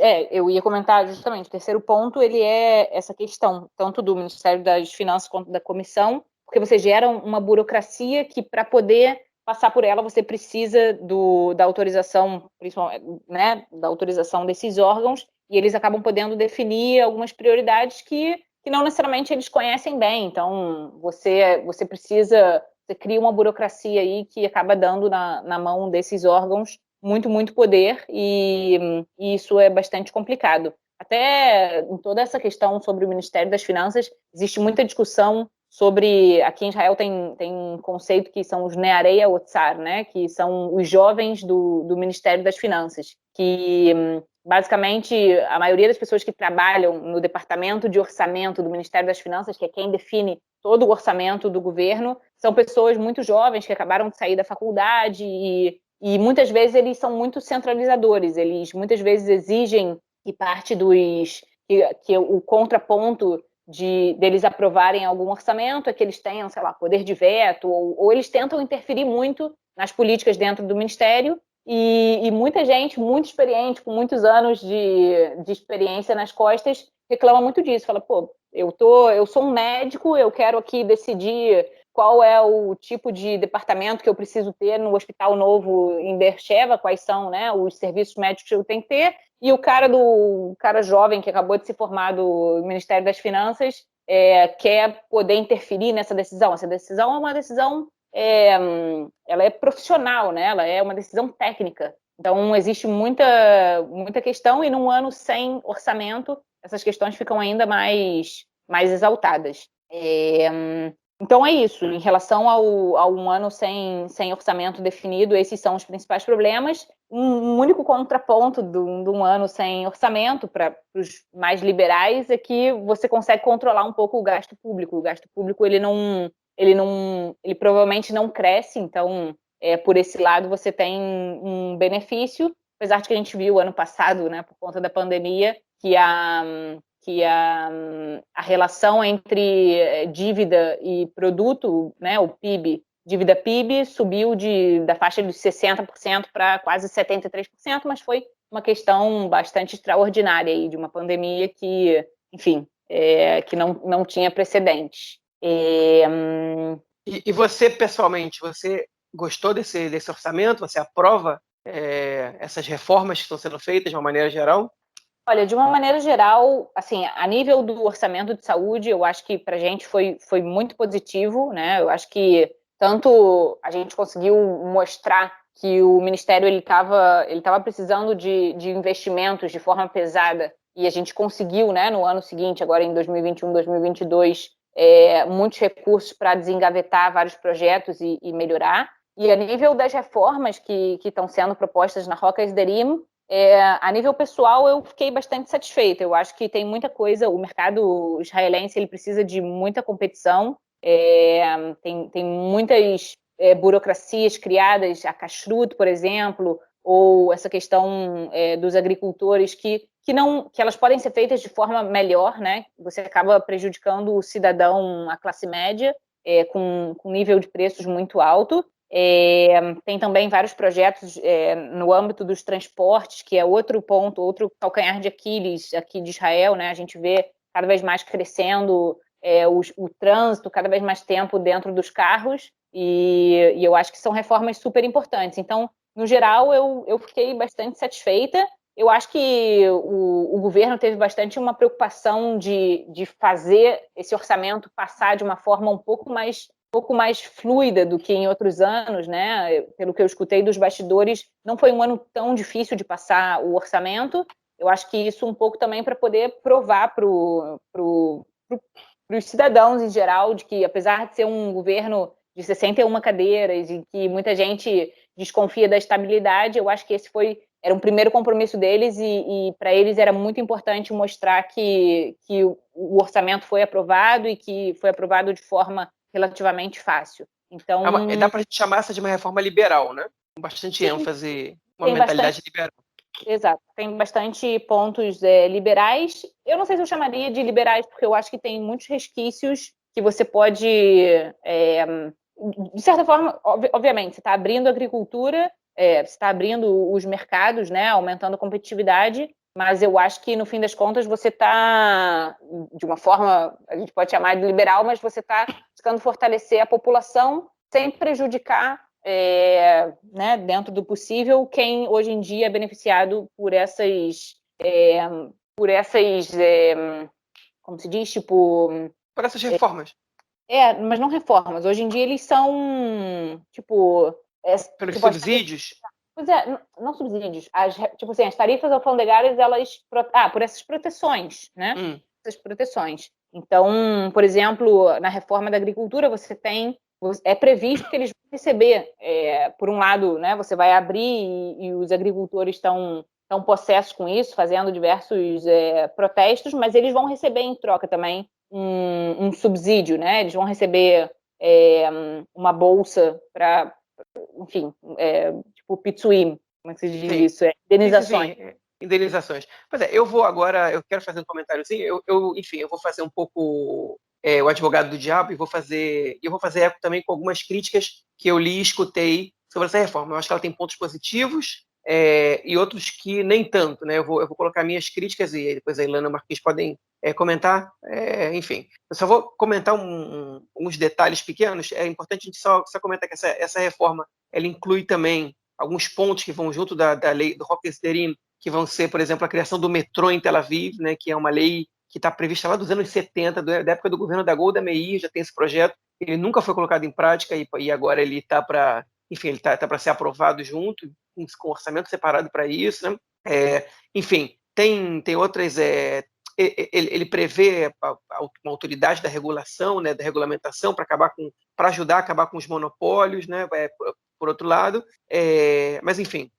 Ela previa algumas outras coisas que vai ser muito difícil eles conseguirem emplacar, como, por exemplo, a cobrança de impostos para a entrada de carros em Tel Aviv, né? Vai aumentar impostos para produtos descartáveis e para bebidas com alto nível de açúcar, né? Produtos descartáveis com essa poluição do meio ambiente, bebidas com açúcar por causa do impacto que isso faz na saúde das pessoas, por exemplo, Coca-Cola, sucos não naturais e etc., né? O que é enfim, que encontra muita resistência na população ultra-ortodoxa, que é consumidora muito grande de produtos descartáveis, principalmente de plástico, principalmente por causa da kashrut, né, das leis administrativas, para não ter que misturar louça à base de comida à base de leite com louça de comida à base de carne. Enfim, as bebidas doces elas são muito consumidas pela população pobre e a diabetes da população pobre já é muito mais alta, então são tentativas de controlar um pouco essas doenças, mas também, enfim, tem outras que não são tão populares. Por exemplo, vai aumentar a energia elétrica em Israel, né, já é praticamente um fato de que o preço da conta de luz vai aumentar.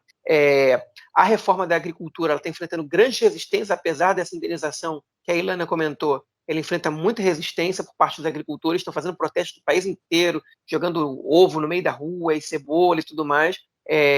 A gente sabe, é certo que a Ilana falou que a inflação nos últimos 8 anos em Israel, 8 anos, cresceu, ela foi de 2%, mas em alimentos ela foi de 4%, em verduras e legumes ela foi de 20%, então isso encarece muito o prato do cidadão médio israelense, mas o que os agricultores alegam é que eles vendem o produto agrícola, que já é subsidiado, essa grande maioria, por um preço muito baixo para as grandes redes de mercado e que os transportadores e as grandes cadeias de mercado, que são monopólios ou praticamente monopólios, né, aumentam, tem muito lucro em cima disso. Mostraram o preço do abacate, por exemplo, que eles vendem um quilo por R$ 1,50 para as grandes cadeias de mercado e eles revendem por 20 shekel o quilo, né, do abacate. Então, a crítica deles é a seguinte: vocês estão diminuindo o imposto do que vem de fora, vocês vão continuar enriquecendo as grandes empresas de mercado, os monopólios, e vocês vão falir com todo o setor agrícola, colocando em risco a segurança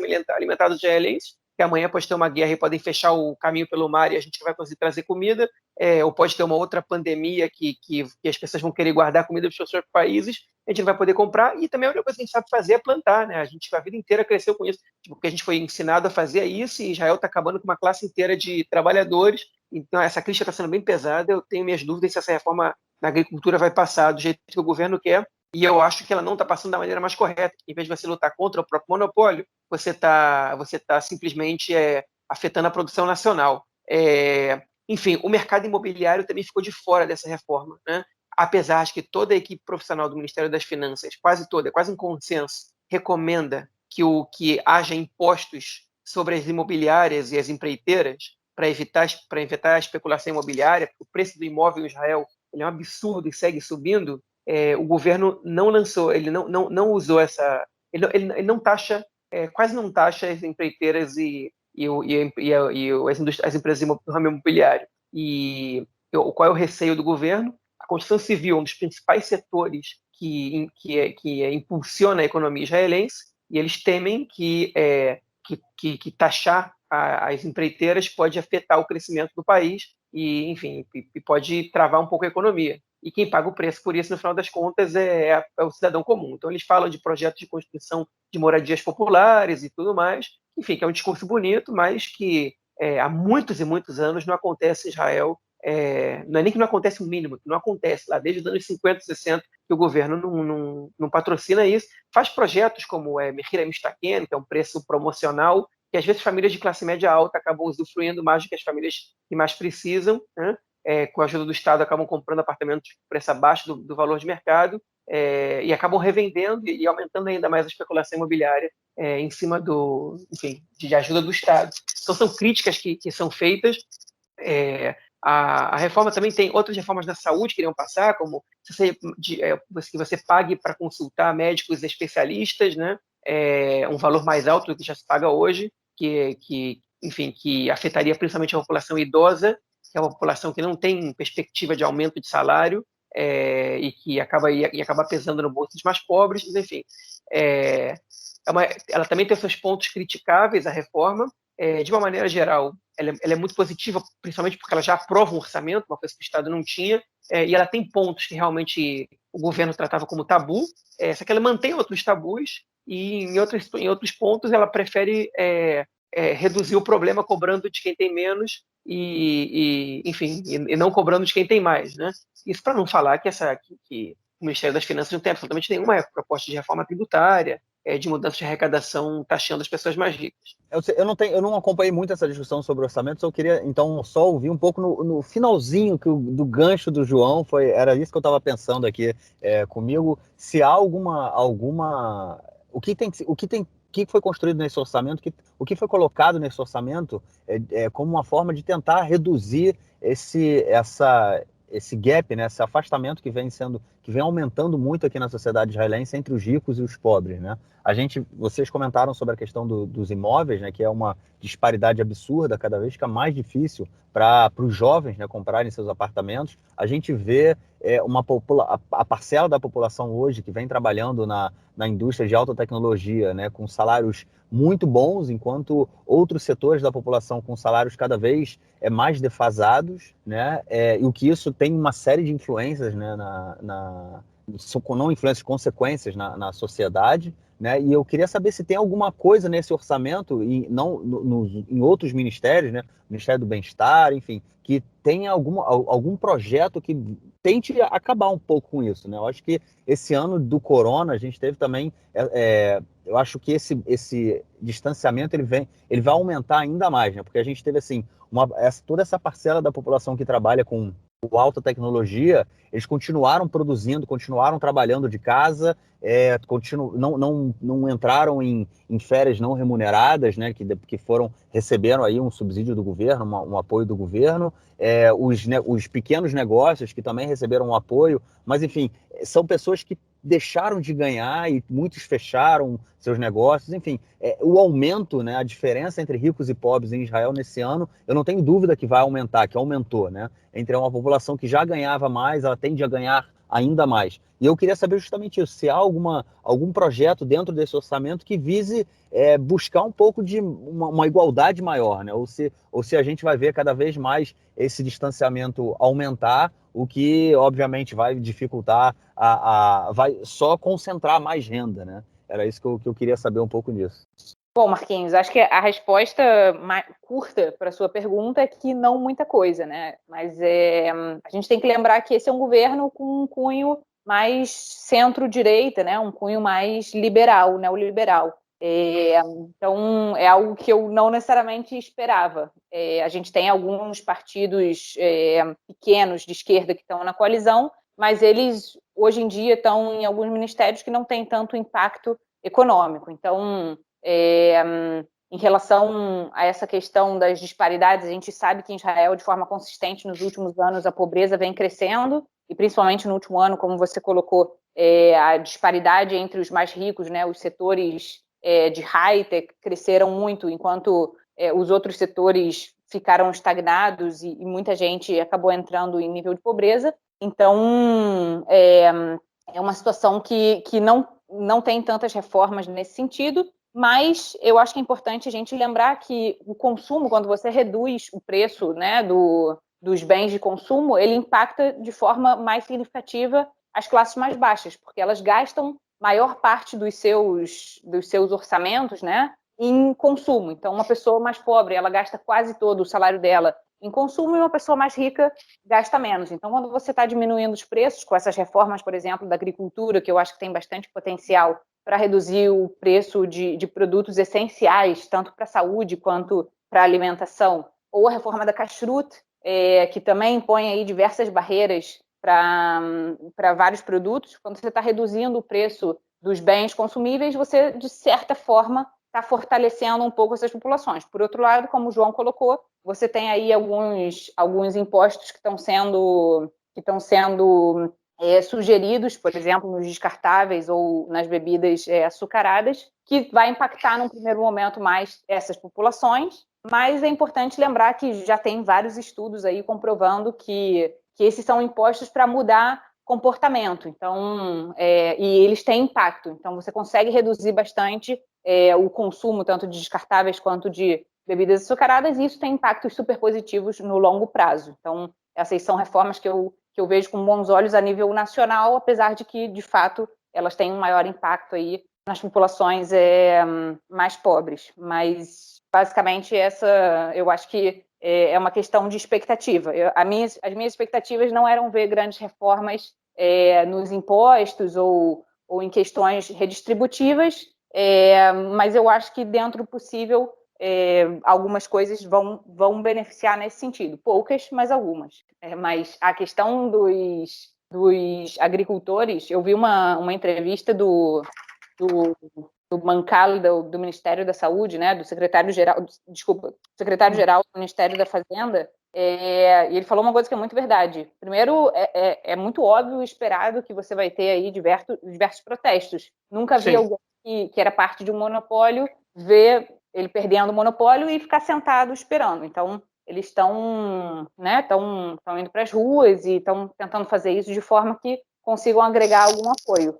Por outro lado, não tem esse argumento deles aí sobre tanto a cadeia de transportes quanto os supermercados, é algo que, inclusive, a autoridade de competição checou e não teve um aumento no lucro dos supermercados nos últimos anos em relação aos produtos agrícolas. Então, assim, a legumes, verduras e frutas. Então, eu acho que é uma coisa normal desse mercado. Em todo mundo, os supermercados e as transportadoras ganham uma fatia grande dos preços, né? Então, os produtos são comprados a um preço mais barato. Toda a questão é que aqui em Israel você não vê um ganho de produtividade. Tipo, os caras estão estagnados no tempo, porque eles estão tranquilos que atrás na minha opinião, é bem bullshit essa questão de, cara, Israel não tem boa relação com os vizinhos e pode faltar, sei lá, boas relações com os vizinhos acho menos importante do que realmente a situação de uma crise mundial, tipo, que se você depender do mercado externo para alimentação, você pode ter um problema. Mas boa relação com os vizinhos é pouco relevante. Não, mas é um preço muito alto para você manter tipo assim, grande parte da sua subsistência, né, tipo, na agricultura interna. Tipo, é mais fácil abrir, sei lá, faltou há alguns anos atrás, até no corona, faltou ovo. E aí, tipo, faltou ovo durante 2 semanas, ninguém morreu por isso, entendeu? Tipo, às vezes tem crises mundiais também de coisas, e nenhum país vai ter, sei lá, tomate. Então, ainda mais agora com as mudanças climáticas, tipo, isso vai acontecer. Eu acho que é um preço muito alto para a gente querer ter essa segurança, entendeu? Eu prefiro não ter essa segurança, talvez faltar tomate durante 2 semanas daqui a 3 anos e pagar mais barato do que, sei lá, do que, sabe, serem preços exorbitantes e a população mais pobre não conseguir comer tão saudável quanto, sei lá, quanto a classe média e classe alta. Então, mas assim, só um parênteses. Sim. Bom, acho que é isso. Ilana, a gente queria te agradecer, então, por essa participação. Muito obrigado. Foi, para mim, que, na verdade, tenho muito pouco conhecimento de como tudo isso é construído, né? Como eu leio, enfim, notícias e tudo mais, mas essa coisa aprofundada é uma informação que eu não tinha, mas foi muito importante, aprendi bastante. Obrigadão aí pela participação, então, pelas altas horas, né? A gente está gravando tarde da noite, então, brigadão. Boa sorte pela frente, boa sorte pelos próximos meses. E, enfim, sempre que você também quiser aparecer, apareça, só buzinar e a gente vai te procurar também. Vai buzinar mais vezes para você participar. Obrigadão. Obrigada, gente. Obrigada aí para todos os ouvintes. Obrigada, Marquinhos, João. Foi um prazer aí conversar com vocês hoje. Prazer é nosso, Valeu. Ilana. Vamos então para o nosso próximo bloco para a gente ouvir o comentário do esporte do camarada Nelsinho Burri. Manda aí, Nelsinho. Meu caro Gorenstein, amigos do Conexão Israel, do lado esquerdo do muro, mandar um abraço para o João, que já está ansioso com o Ano Novo Judaico daqui a um mês, porque estão falando que pode haver um novo fechamento, e o João já está pensando o que fará com a família se houver fechamento. Aí o João já planificando o plano A e o plano B para as férias do Ano Novo Judaico em setembro, com fechamento ou sem fechamento. 2 fatos importantes da semana. O primeiro que eu destaco, o Hapoel Jerusalém pela Copa Toto, que é o primeiro torneio da temporada israelense de futebol, a Copa Toto. O Hapoel Jerusalém jogou contra o Beitar Jerusalém. Depois de 21 anos, uma vitória do Hapoel Jerusalém. 21 anos que não havia o clássico, o Hapoel Jerusalém ficou muitos anos na segundona, conseguiu essa vitória histórica, 1-0 pela Copa Toto. Não era um amistoso, é um jogo oficial, já a abertura da temporada. A Copa Toto é dividida em pequenos grupos e o pessoal vai classificando, depois aí é mata-mata. É isso aí, essa vitória marcante que ocorreu do Hapoel Jerusalém sobre o Beitar Jerusalém. Em breve, um texto no Conexão Israel falando sobre o assunto, com um depoimento do nosso Kiki, torcedor símbolo do Hapoel Jerusalém. E a outra medalha de ouro na ginástica artística do nosso Artyom, grande Artyom, figura fantástica, foi lá e beliscou, foi lá e meteu mais um ouro para nós, ouro histórico para Israel na ginástica artística. É isso aí, um grande abraço. Valeu, mestrão, obrigado e, obviamente, esperamos na semana que vem. João, algo mais a declarar ou a gente fica por aqui, cara? Tem sim, Nelsinho. Antes dele, na hora que ele mandou a última gravação, né? Entre o momento que ele mandou a gravação, o Israel só tinha uma medalha de bronze. Nesse meio tempo, o Israel ganhou o ouro lá com o Artem, né? Artem, nosso ginasta artístico, né? Que ganhou o segundo ouro da história de Israel. O primeiro foi em 2004 pelo Gal Friedman, né? Que é um iatista. Depois Israel ganhou, na verdade Israel tinha ganho, não foi o ouro não, foi o bronze da equipe de judô, que inclusive eliminou o Brasil nesse meio do caminho. Depois, no meio da semana, ganhou esse ouro. E agora Israel tem mais 2 chances de medalha. Uma delas é com uma ginástica artística, né? Ou rítmica, não sei agora. Uma dessas que dançam com aqueles fios e com as argolas, não sei como é que é o nome. É uma ginasta israelense que é bem cotada no ranking. E tem uma maratonista israelense, que ela detém o nono melhor tempo do mundo na maratona feminina, justamente por uma corrida feita em 2020 em Tóquio. Ou seja, ela tem o melhor tempo de maratonas de Tóquio da história. Ela está acostumada, então, pelo meu jeito, a correr nessa... Ela vai bem nesse ambiente, embora ela tenha feito isso em março, que é outra estação do ano, né? Mas, enfim, são 2 promessas de medalha israelenses aí, que já está fechando com recorde. 3 medalhas é o recorde de Israel, né? Acho que Brasil e Israel vão bater os recordes nessas Olimpíadas, que é legal, não deixa de ser legal. Enfim, é muito legal ver a repercussão da medalha de ouro. O Artem, quando ele chegou aqui em Israel, ele falando já com o pai dele, hoje saiu uma reportagem também sobre ele, perguntaram para ele, você ficou feliz? Claro que eu fiquei feliz, chorei e tudo mais. Ele é filho de um imigrante da Ucrânia, né, que são conhecidos por serem muito frios, os imigrantes da ex-União Soviética. Ele falou, claro que eu fiquei feliz, me vi, estava chorando, mas ele podia ter feito melhor. Porque ele fala para o filho ganhar medalha de ouro na Olimpíada. Podia ter feito melhor. Enfim, foi no mínimo curiosa essa reação do pai, curiosa, não sei qual que o Nelson vai comentar sobre isso, mas enfim, fica aí minha contribuição a essa questão do esporte. Feliz aí pela boa participação, pelo esporte estar podendo se desenvolver de alguma maneira aqui. Pois é, bem legal, foi engraçado mesmo a reação do pai dele. E é legal ver também, né?